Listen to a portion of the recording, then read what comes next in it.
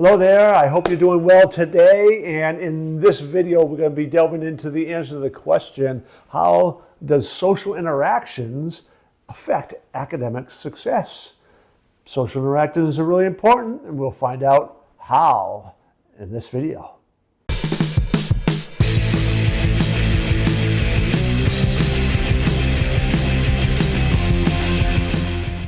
All right, so let's begin talking about why relationships matter. That'll be the first part of this video. Then we want to be looking at the different types of relationships, because there's adult-child relationships and peer relationships, and they aren't the same. So we'll talk about the importance of those and how those play out. Then we want to be talking about the skills that it takes to develop these relationships. There's some real teachable skills that we need to be conscious about doing. Fourth, we want to be talking about, all right, what happens to kids that cause them to be isolated? What are those common factors? And then last, we're going to be looking at real-world example of how this all plays out. Now, we know this importance of being socially connected. And when you feel connected to individuals and you feel comfortable around them, you're more willing to take risks. You are more likely to engage in conversations. And these are the things that can help you academically as well. But when you begin to feel socially isolated, you aren't willing to take risks. You tend to sit back. Your mind is constantly thinking about what somebody else might be thinking about you or saying about you. You aren't engaged in the lesson, in the conversation. You're worried about what somebody may do or say. All that stress, all that kind of conflict that's going on inside you and dealing with your peers and potentially even adult relationship, that decreases your ability to focus and do the academic piece that you need to do. So the more socially connected you are, the far better that you will do in every aspect of school. So clearly a student who has connections socially with their peers is better connected in school, is enjoying that school experience much more. It doesn't need to be one of these people who has lots of friends, right? The one who's really out there and everything. That's really not what we're talking about. We're talking about the quality of relationships with a close group of people. And when you have that, every aspect of your school life improves, right? You are less stressed out, you're willing to take more risk, you focus better, you are engaged more, you're more likely to come to school.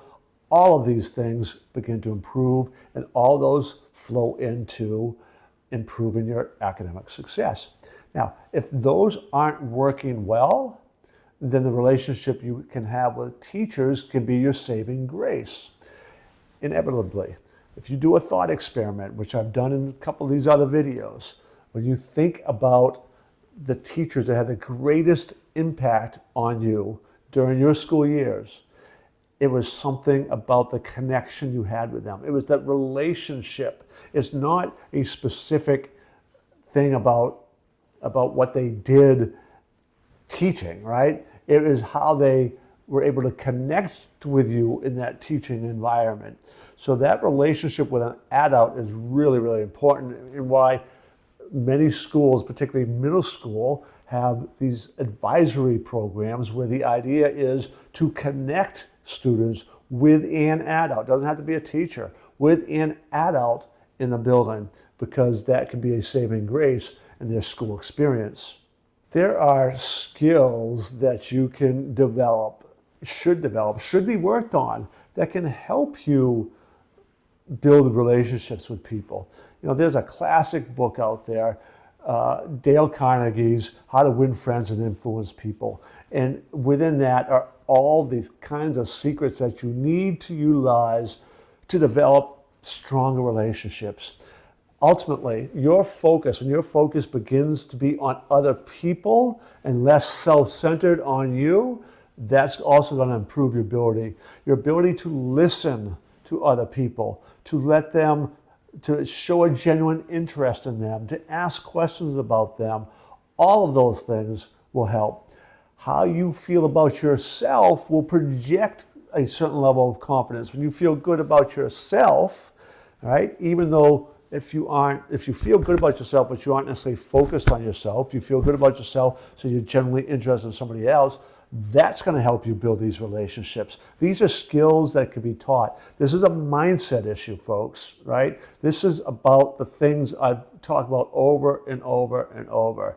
It's about taking care of your mindset and then building some of the skill set that comes with that. There are a number of factors that can contribute to a child becoming isolated and not socially connecting, right?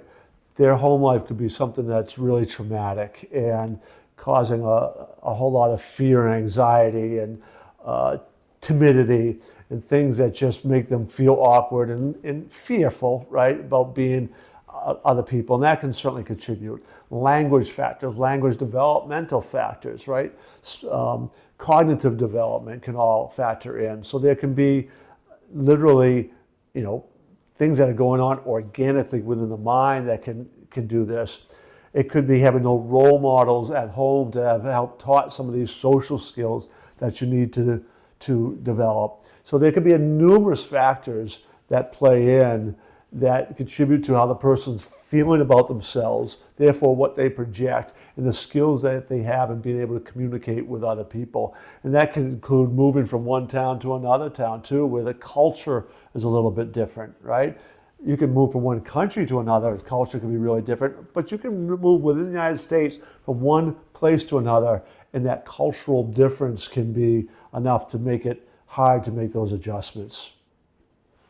For a real life example, I've dealt with this for a good chunk of my career, and one of the things that the programs we ran, one of the things we really prided ourselves on were the relationships. And I'm not just talking the relationships we built with students, which were usually very positive, but the relationships students built with each other. Inevitably, the kids that were coming into the programs I had were socially isolated. They were not really connecting well with other people. And we really worked hard on setting up an environment and an opportunity to try to connect these groups of kids. Heck, in the very last school system I worked, in the last year I worked, we had 5 students who were all social misfits who came together, and for 2 years they ended up becoming like best friends. They were working together in some cases. They were connected in the summertime afterwards. And this was males and females, and they really connected. And when they connected, school became better. The number of absenteeism, which some of them was a problem beforehand, declined. Their academic performance improved. Their confidence improved. Every aspect improved. They actually started to enjoy school. This is what can happen when you can foster positive relationships, peer-to-peer and adult to student.